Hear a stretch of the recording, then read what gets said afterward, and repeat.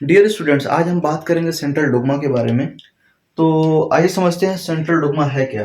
तो समझने से पहले देखते हैं कि सेंट्रल डोग्मा किसने इसको डिफाइन किया, किसने दिया इसको। तो सेंट्रल डोग्मा फ्रांसिस क्रिक नाम के एक साइंटिस्ट ने 1958 में इसको प्रपोज किया और प्रपोज करके ये बताया कि जेनेटिक इंफॉर्मेशन का फ्लो यूनिडायरेक्शनल है। तो इसको समझते हैं। इन्होंने बोला था कि डीएनए से प्रोटीन तक, यहाँ पे आपका डीएनए है और ये है प्रोटीन तक। तो आपको यही सबसे इंपॉर्टेंट चीज है। बहुत बहुत बड़ा टॉपिक नहीं है, छोटा सा टॉपिक है। यहाँ पे आपका डीएनए से आरएनए बना है और आरएनए से प्रोटीन का बना है। यही है overall central dogma of life या central dogma of molecular biology. अब यहाँ पे ये बोला गया है कि flow of genetic information is unidirectional. कैसे आप समझ सकते हैं यूनिडायरेक्शनल है? यूनिडायरेक्शनल का मतलब यहाँ पे ये है कि डीएनए से आरएनए का बनना और आरएनए से प्रोटीन का बनना ये एक ही डायरेक्शन में होता है। बट यहाँ पे हम कुछ एक्सेप्शन की बात करेंगे। तो पहले हमने ये समझा कि सेंट्रल डोग्मा है क्या। डीएनए से आरएनए का बनना और आरएनए से प्रोटीन का बनना है सेंट्रल डोग्मा है। और इसमें एक इंपॉर्टेंट चीज ये है कि ये एक सेल के अंदर ये प्रोसेस हो रहा है, लेकिन अगर यही इंफॉर्मेशन एक सेल से दूसरे सेल में पास करनी हो तो एक डीएनए के पास और कैरेक्टर है जिसे हम बोलते हैं डीएनए का रिप्लिकेट होना।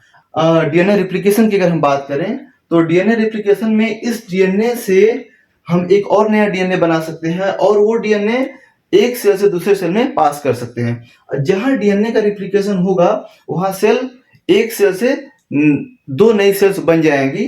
तो अगर इस डीएनए से दो डीएनए बनते हैं, जब इसका रिप्लिकेशन होगा तो हमेशा ये डबल होंगे और डबल होंगे तो इनको डिवाइड होना पड़ेगा, तो दो सेल्स बनेंगी।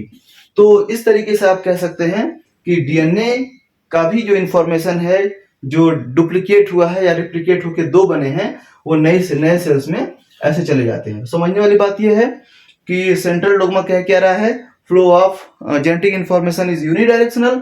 सो डीएनए से आरएनए का बनना और आरएनए से प्रोटीन का बनना और फिर इस डीएनए का रिप्लिकेट होकर किसी और नए सेल में ट्रांसफर हो जाना या एक सेल से दो सेल में बन जाना।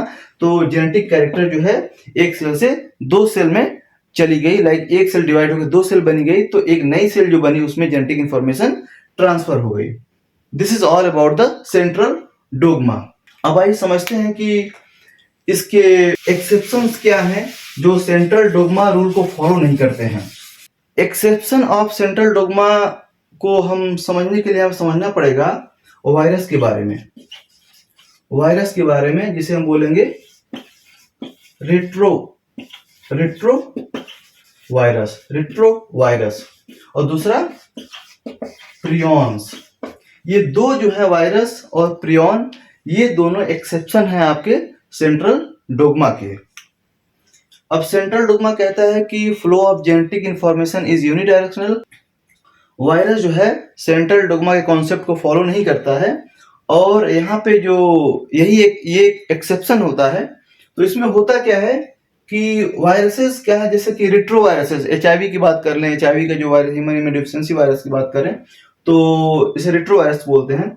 रिट्रो वायरस करता क्या है, क्यों सेंट्रल डोग्मा के रूल को फॉलो नहीं करता है? एक्चुअली जो रिट्रो वायरस है ये आरएनए बेस्ड वायरस होते हैं, इनको कहते हैं आरएनए बेस्ड वायरस। इनके अंदर एक एंजाइम होता है जिसे बोलते हैं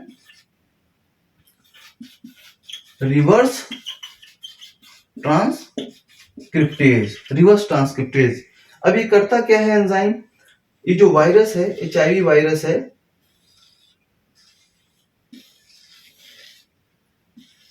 ये इसका प्रोटीन है। तो ऐसे तमाम प्रोटीन इस पे होते हैं। तो ये जो आरएनए है इसके साथ एंजाइम होता है जिसे बोलते हैं रिवर्स ट्रांसक्रिप्टेज। और ये क्या करता है कि इसी आरएनए को एज ए टेम्पलेट यूज करके इसको कन्वर्ट कर देता है डीएनए में। क्योंकि सेंट्रल डोग्मा कहता है कि डीएनए से